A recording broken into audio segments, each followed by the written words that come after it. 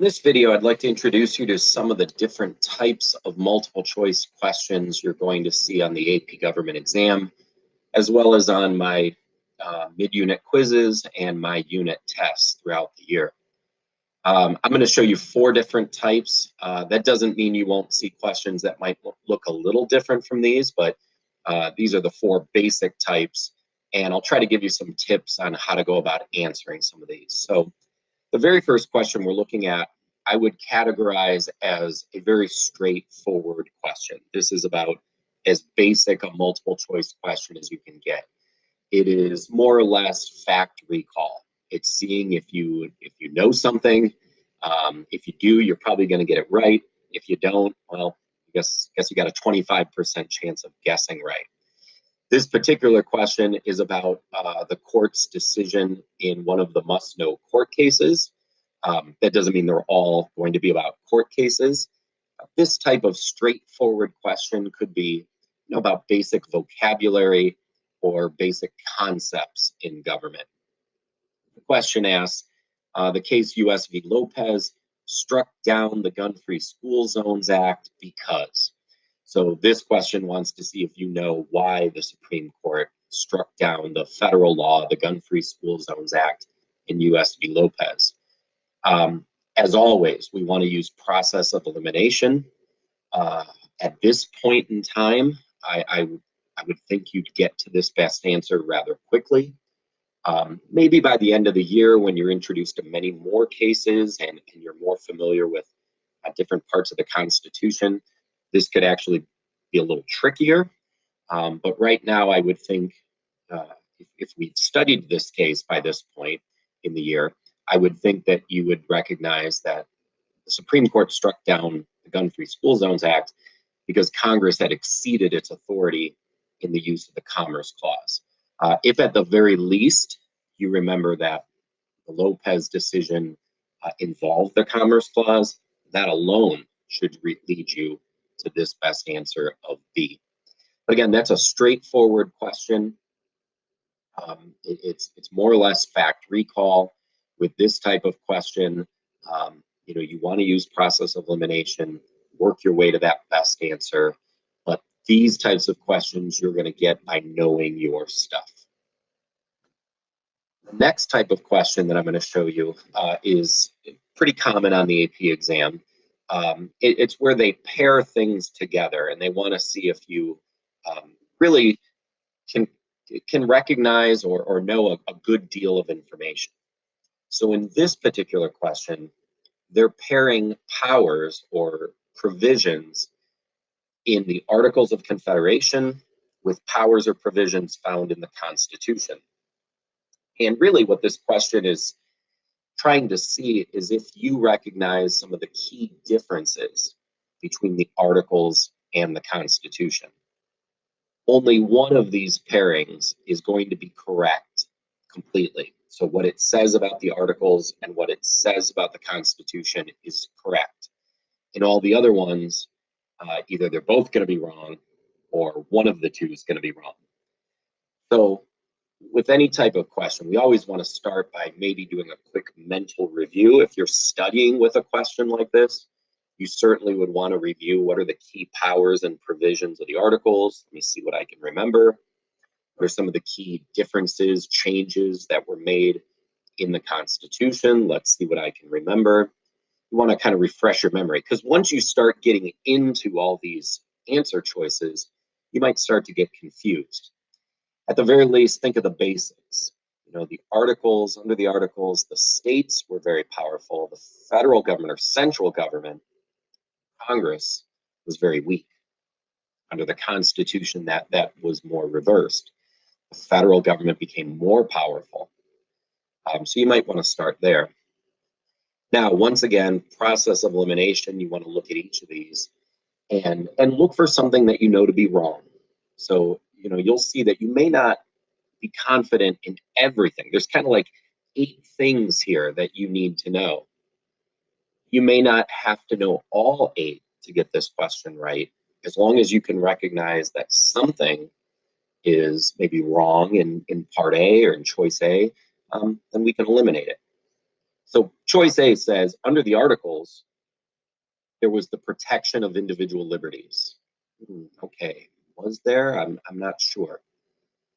Under the Constitution, there was no protection of specific individual rights. We should know that's not true. The Constitution, and we don't even need to go into the Bill of Rights to see this.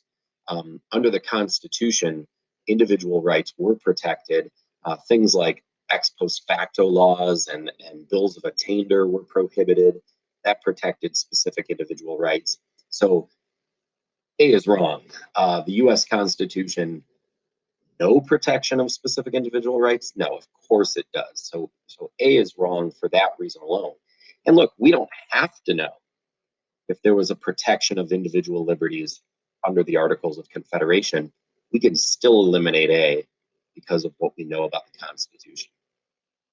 Now, in choice B, the Articles of Confederation, a powerful executive branch. Well, at this point, I hope alarm bells are going off. There was not only not a powerful executive branch under the Articles, there was no executive branch under the Articles. That is flat out wrong. Okay, so it cannot be B. Now, we could still look at the other side of this. Under the Constitution, federal government supreme over the states. Well, that is true. But that's only one right. We got to have the pair be right. And so it is not B. Choice C, under the Articles, a unicameral legislature. Under the Constitution, a bicameral legislature.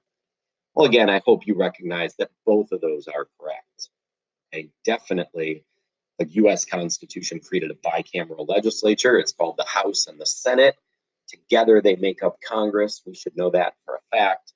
And we should remember that under the Articles, there was just one body, one Congress, in which all states were equal. That is correct. So right there, we should know that C is going to be our best answer. But let's continue and look at D, especially if we're studying with a question like this. D says under the Articles, amendment required unanimity of all states, unanimous agreement of the states. Well, that is true. That is correct. Okay. Under the Constitution, amendment requires the president's approval. Well, no. If by this point in the year you've learned the amendment process, you know that the president plays absolutely no role in amending the Constitution. Congress plays a role and the states play a role. The president has nothing to do with this. So that's not correct, even though the first half is. D's got to be eliminated. We're left with C as our best answer. So when you get to these types of questions where they've got pairings, take a deep breath, work your way through it. Remember, as long as you know that one of these two pairs is wrong, you can eliminate it. And hopefully with confidence, you can find the one that is best. All right, the next type of question is the one that will give many students fits. Now, fortunately, on the AP government exam, we don't see too many of these. We'll see some, and we see a lot of them, especially in Unit 1, when we are dealing with a lot of primary source documents like Federalist Papers and Anti-Federalist Papers. So anytime you get what is called a passage-based question, where you're getting a reading passage, whether it be a primary source or a secondary source, whether it's a document you are very familiar with, and depending on where we are in the year when you're watching this video, you should be very familiar with Federalist 10. I do have you read it. Or even if it's a document that you don't know. A Federalist essay that isn't a must-know Federalist essay, or a article from the newspaper that there's really one chance in a million you've come across in your life. No matter what, take a deep breath. You can handle this, and I'm going to give you some tips about how to answer these types of questions. Okay, the first thing I recommend you do might surprise you. I'm not going to suggest you read the passage first. Okay, skip it for now. Now, we will have to read it. We're going to do a couple things first that might help us read it more clearly.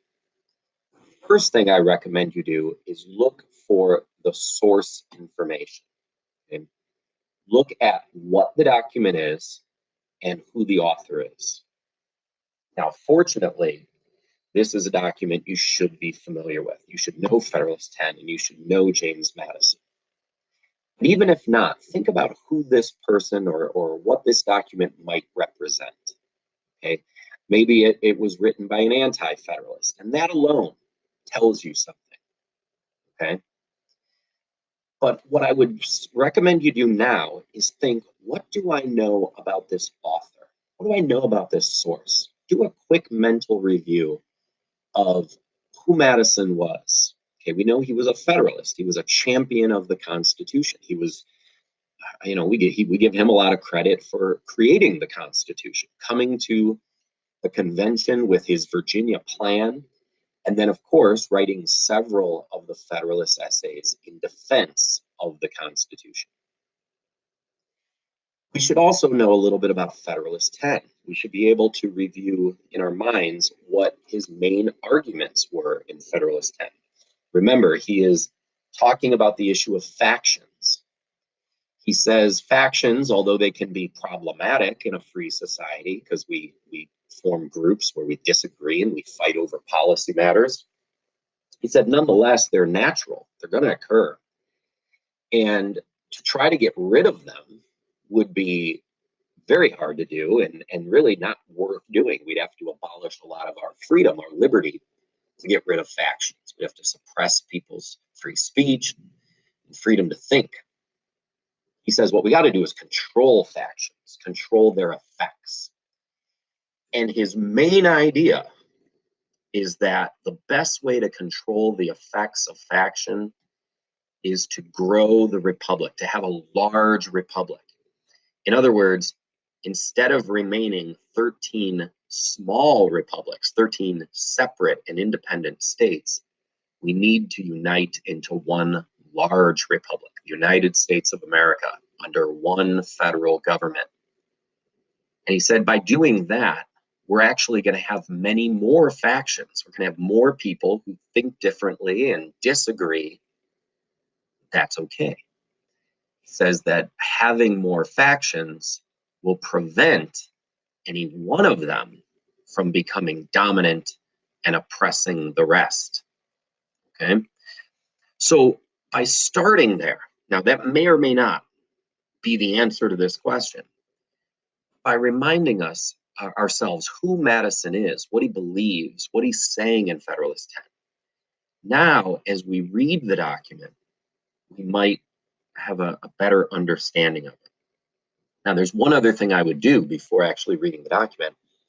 I would look at the question, not so much the answer or the answer choices, but I would look at the prompt.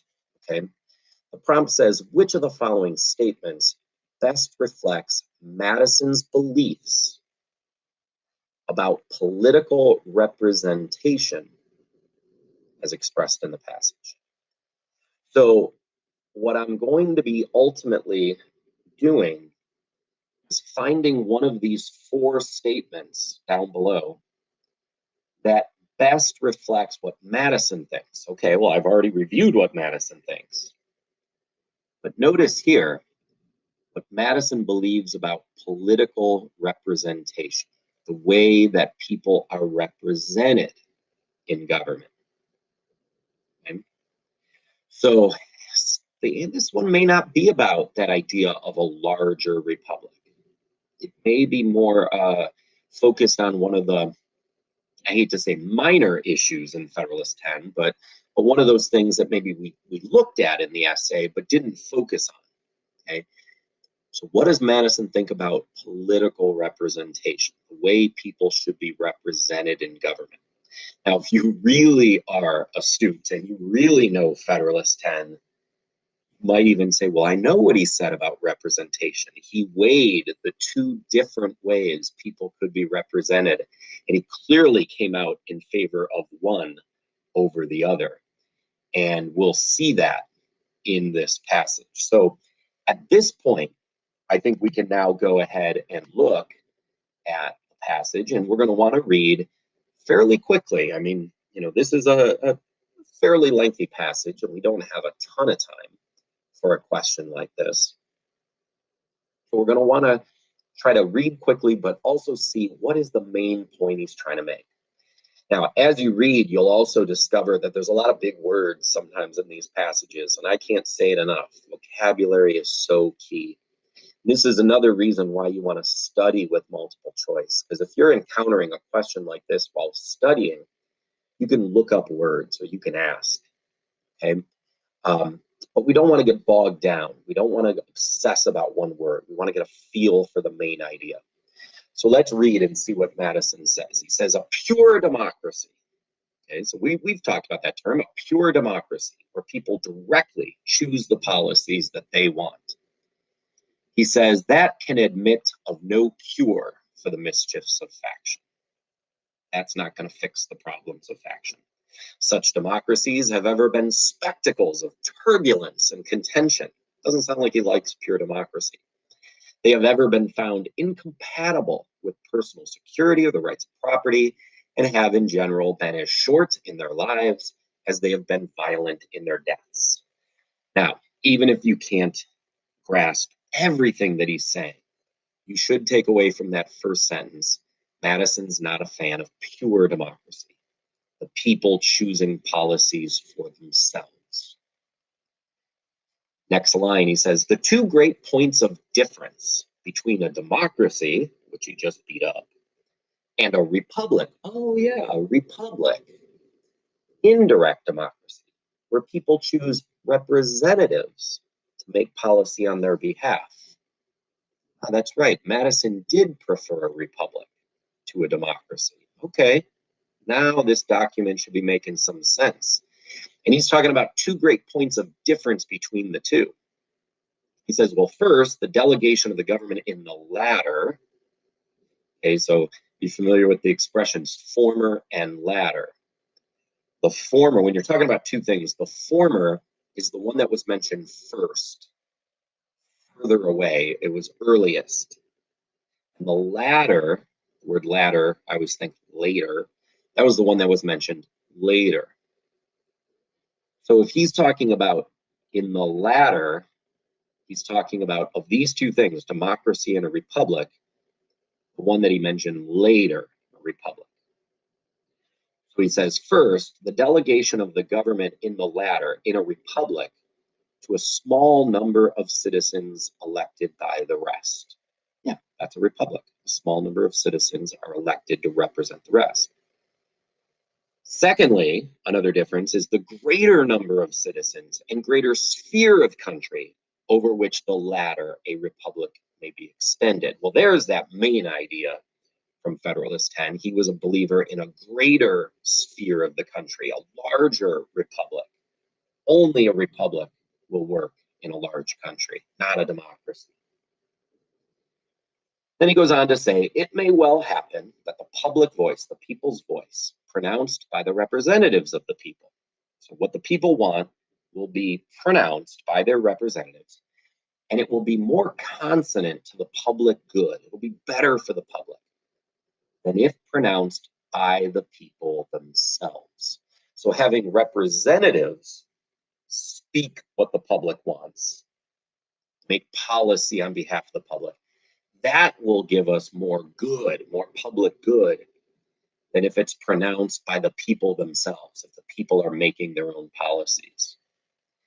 Now, right at the end here, there's a little bit of a part that could throw you off. It says, on the other hand, the effect may be inverted. Okay, could backfire. Men of factious tempers, of local prejudices, of sinister designs, may by intrigue, corruption, or other means first obtain the votes they could get elected and then betray the interests of the people. That's possible. Okay, if you know anything about our current elected representatives, yeah, sometimes they don't do what's in the public good. The main idea here, Madison is saying representative government is best. Okay, now with that in mind, we go to look at the choices. So remember, we reread the question. Which of these statements best reflects what Madison believes about representation? We always want to do process of elimination. I'm going to read A. People would be best served by having a strong leader make decisions. Is he talking about a strong leader? in this state, this passage? No, not really. Not a single strong leader making all the decisions. That sounds like a king. And Madison, and pretty much any American in the 1780s, would say, we don't want a king. B, people will not truly have a voice in government until they can vote on laws directly. Well, I hope you recognize that is the exact opposite of what he's saying. That's pure democracy, and he's blowing that up in this passage. Clearly, it's not B. C, people are best represented by a few politicians chosen to voice their issues. That sounds a lot like what he's saying. Okay, right back up here, if you go back up to the passage, he's talking about a small number of citizens elected by the rest. People are best represented by a few politicians chosen to voice their issues. That sounds good, but we're going to look at all four choices. Never, see one that you like and then say that's it without looking at them all. Choice D, people should elect political representatives who are wealthy enough to avoid corruption. Now, maybe at the very end there, where he's talking about the possibility of corruption, maybe he would think that, well, if you elect people who are wealthy enough, then they won't be tempted by corruption. They've got all the money they need. You're not going to bribe them. But does he ever actually say that in the passage? Or are we reading into him a little too much? I don't know if I like D enough to say it's better than C. And remember, we're always looking for the best answer. Okay? So here I think C is clearly the best answer. And again, I hope you realize the best way to get that is to not get overwhelmed by these types of questions. Take a deep breath. Think about the source. What do I know about this source or this person? What are they likely to think? Then, as I read it, with that in mind, it should be a little clearer what they're saying. I didn't get bogged down on any particular word or idea. I tried to look for the big picture.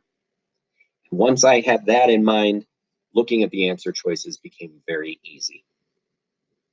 All right, we're going to move on to one more type of question you're likely to see on the exam, and you'll see plenty of these. Questions that have a visual stimulus. It could be a political cartoon, and those are unique, and maybe we need to see some of those to get good at those. It could be a map like this one. It could be a chart, a graph, a data table. I will say students usually find these fairly easy. Reading the data, reading the map, understanding the point of view of the political cartoon is usually not that hard. Always, whenever you have a visual or something like this, read its title. Make sure you understand what it's all about. Here's a map of the 50 states, and it's talking about the percentage of the US population that lives in poverty by state. There's a key, so you kind of know which states have the greatest poverty and which ones have the least. Okay, maybe that's important. But we want to understand that it's measuring the poverty rate in every state, and clearly there's a different level of poverty in each state. Now, this particular question does not simply ask you to read the map. It doesn't ask you, what's the poverty rate in Texas? It's asking you to apply what you know to this map. So the question says, which constitutional principle best explains the differences in poverty rates represented in the map? In other words, why do we have different poverty rates in different states? Okay, what principle of the Constitution explains how that's possible? Why we don't have one national poverty rate, we have varying poverty rates in each state. And most of these principles by now, if we're through Unit 1, you would recognize. And what you want to do is you want to look at each one and just stop and think, what is that? Do a quick mental review, especially if you're studying with this question, but even on a test, what are these principles?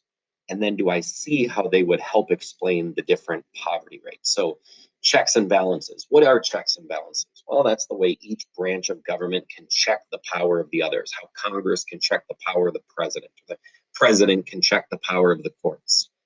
Would that explain why we have different poverty rates in each state? I don't see how. That's about branches of the federal government, not anything to do with the states. But okay, we'll see. B is federalism. What is federalism? Well, federalism refers to the division of power between the federal government and the states. The idea that there are certain things the federal government can do and certain things the state governments can do. And states can enact their own laws and the federal government can enact their own laws within their realm, within their sphere of power. Okay, so that brings in the states a little bit. I think I'm liking federalism a little better than checks and balances.